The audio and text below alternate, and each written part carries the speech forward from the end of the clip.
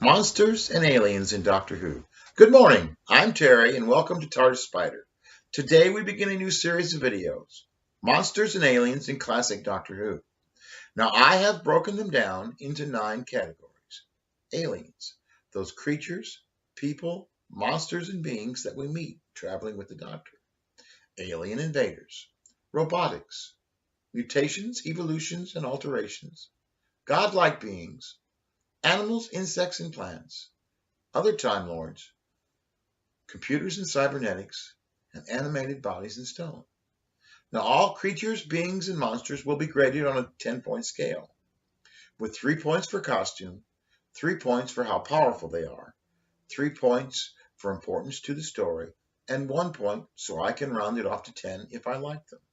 So let's see how today's category does. Today's category will be animated bodies and stone. Animated bodies and stone. Let us begin. The Ogre. The Ogre are powerful blood-sucking silicon-based life forms taken from the planet Ogros in the Tau Ceti system. They were taken by Caesar of Diplos, who possessed one of the keys of time. The costume. The Ogre are manufactured stones that look terrible and move very poorly. 1 point. Power.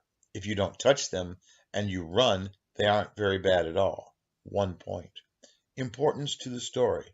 They're just first half filler. 1 point. Overall look, a 0. The Ogre receive 3 points. The Melkur. The pervading goodness of Traken calcifies evil entities. The Master was trapped as a Melkur for several years. Costume. A man-shaped statue that can hardly move and looks very poor. 1 point. Power.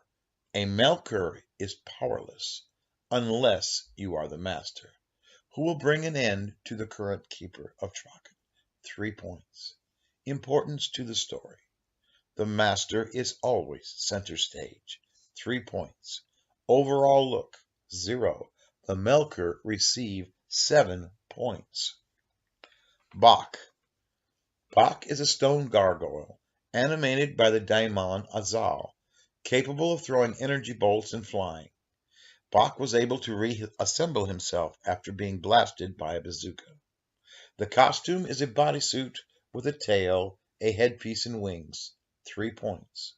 Power. As long as the daemon Azal lives, Bach is basically unstoppable. 3 points. Importance to the story. He is just someone for a unit to shoot at. 1 point. Overall look, 1 point. Bach receives a total of 8 points. The Autons.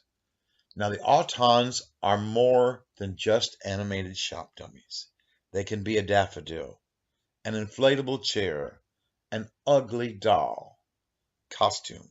While they may be just men in jumper suits with masks and scarves or plastic props, I will give the costume a 3 points. Power. An Auton can kill in any form and from anywhere. 3 points. Importance to the story. The unseen shattering of storefronts is an iconic moment in the history of Doctor Who twice, and they are the center of their stories. 3 points. Overall look, a 0. I give the Autons a 9. The Morbius Monster. Constructed as a body for the brain of Morbius, this stitched-up creation was quite of a one-off monster. He was killed by being chased off a cliff by the Sisterhood of Karn. The costume, while it has been repaired and remains part of an exhibit in England, is a mashup that isn't quite appealing. 3 points. Power. Morbius may have been a genius, but this is a weak effort. 1 point. Importance to the story. Missing a head, it spends very little time on camera, so Morbius is only 2 points in the story. 1 point for overall look, giving Morbius a grand total of 7 points. After review, the Autons are the clear winner today. So, congratulations to the Autons. They appear to be the best monster in the grouping of animated bodies and stone. Today, the Autons will give us our referral. Mark Benton, who appears in Rose and was killed by the Autons, and Joe Joyner, who was Linda with a Y later in the same season, both star in Shakespeare and Hathaway, which can be found on BritBox and will be beginning on public television stations in 2019. Don't miss this new hit series.